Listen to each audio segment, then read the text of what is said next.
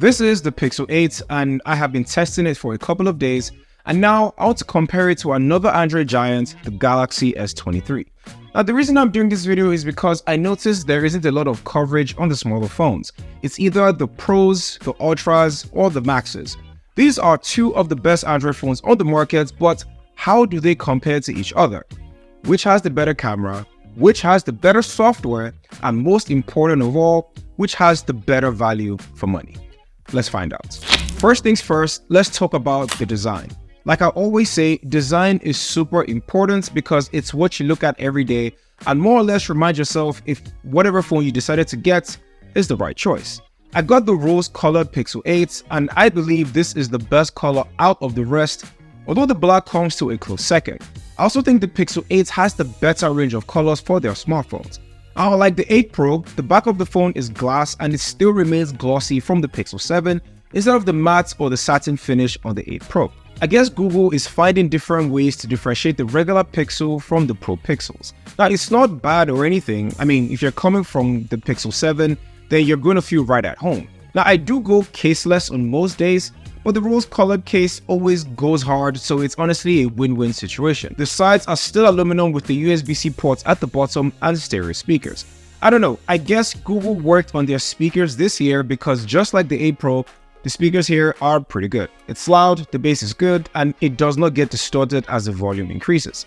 Very happy with my experience so far.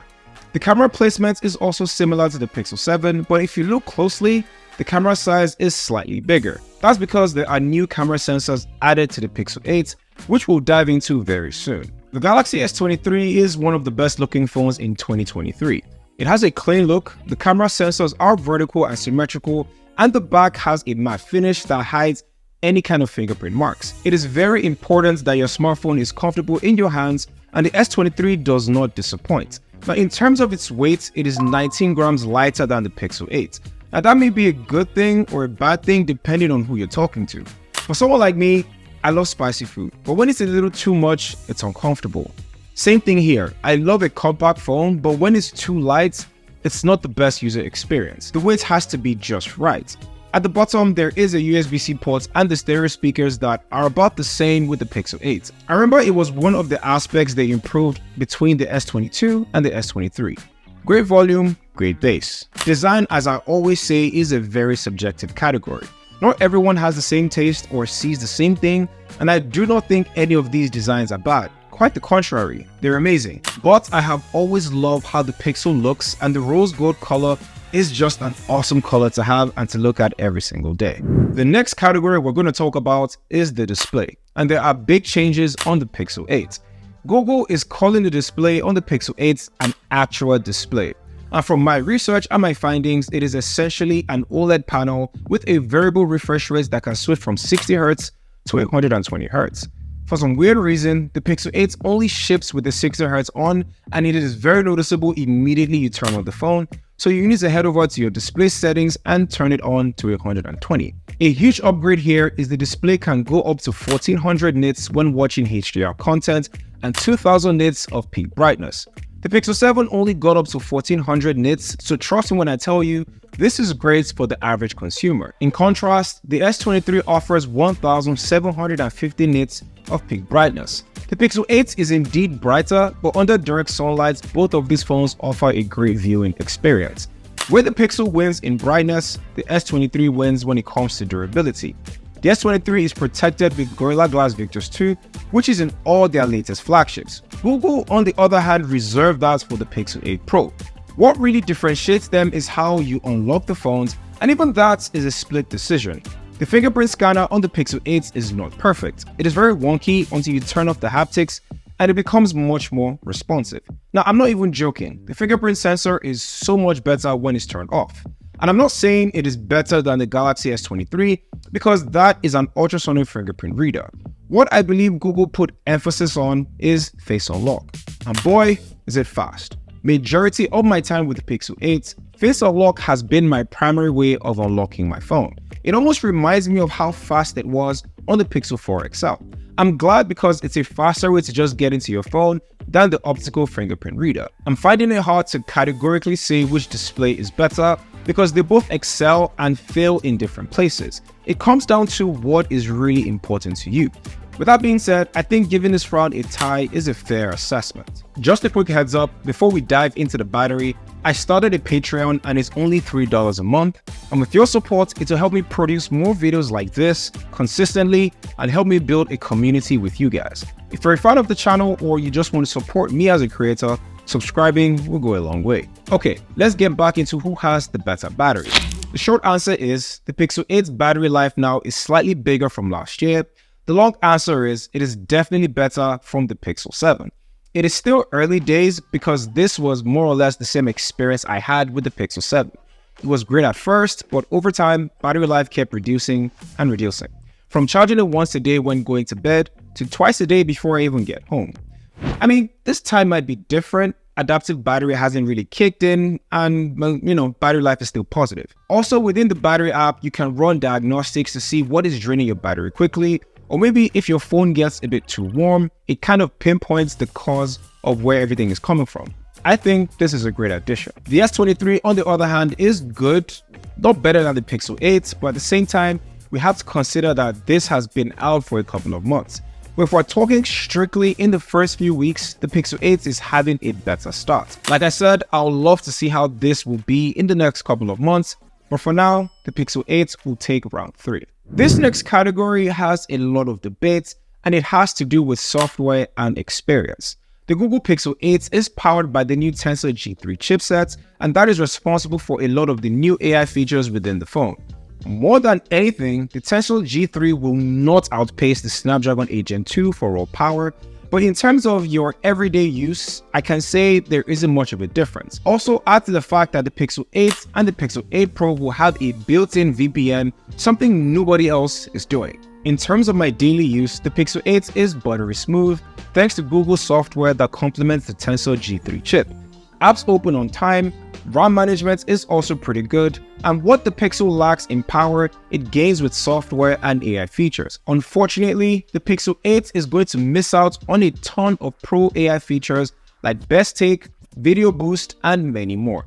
Magic Editor is here though, and it is basically a generative AI tool that changes small or large details of your pictures. You can move objects around, you can remove people from your picture, you can even change the color of the sky, and many more other crazy things. Personally, this has been a fun experience trying it out, and I think you guys will even love it once you start using it. With all these features, Google is promising 7 years of software and security updates, while Samsung only gives 5 years if I'm correct. 7 years is the most by any OEM in the industry. It just goes to show how competition within brands is best for consumers because we are the ones that win in the end. Both phones are great within their respective ecosystems, although Samsung is a lot more mature. Now, even though the Galaxy S23 has the better raw power with the Snapdragon 8 Gen 2, it doesn't even come close to the software and AI features that Tensor is capable of. So with that, the Pixel 8 is the winner for this round. Now, you already know it won't be a Pixel or a Samsung video if we do not talk about the cameras. The Pixel 8's 50 megapixel now has a new sensor which collects about 21% more light and a 12 megapixel ultra-wide that is similar to the Pixel 7. What is new is macro focus. So if you're a full photographer, for example, you're gonna love this. Whereas the S23 has the same cameras from last year, which isn't a bad thing, you're arguably going to be getting the same picture quality. From my comment section over the last couple of years, picture quality is very subjective. For example, the Pixel 8 has real tone, which means it will get my exact skin color. I think it nails it with each shot, but with the S23, I'm orange, but I get comments like, you look good with the S23. Not sure why. Personally, I take pictures image processing software any day. Daylight pictures are great on both phones. It is punchy and crispy with good dynamic range, but on the S23, Samsung's picture profile adds a lot of saturation than usual. If you don't like editing pictures and you just want to take and post on your social media, then the S23 might just be for you. But if you want more of a natural look that offers more detail, the Pixel 8 is the better choice. With the lack of a telephoto lens on the Pixel 8, the S23 is much better when it comes to portrait shots and zoomed in images. If you're going to go above 5x on the Pixel 8, then you start seeing the difference clearly. The ultra-wide lenses are basically the same, just more color on the S23 than the Pixel 8. With video, the Pixel 8 can shoot up to 4K with 10-bit HDR, while the S23 can shoot up to 8K. Well, both are great, and of course shooting 8K is a nice to have, and by specs, the S23 is a better video shooter. But even though the footage from the S23 is in 8K, I can't really tell a difference. Maybe you guys can. Let me know down in the comments. Now, as a camera unit, both the S23 and the Pixel 8 are phenomenal.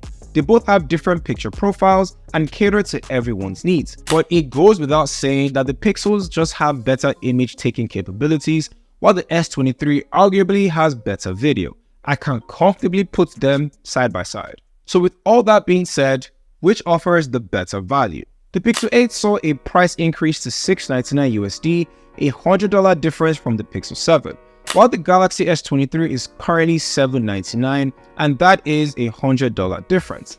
The Pixel 8 offers the brightest display between these two, a better battery, better software experience with the AI and 7 years of software updates, but no performance. It also has a better picture taking camera, and it also comes at a cheaper price. It does offer the better value on paper, but if you do want a Samsung phone, I don't know, it's hard to recommend the S23 right now, especially since the S24 is around the corner. But that is just one man's opinion, and I'd like to hear yours. Is the Pixel 8 the better value, or is the S23 still the king of compact Android phones in 2023? Comment down below and let me know. As always, if you found this video useful, smash that like button and let's try to get this video to 500 likes, just like you guys did in the last video. Subscribe too, as you know, this goes a long way for me. Thank you guys for watching. My name is KJ Awas, and I'll catch you guys in the next one.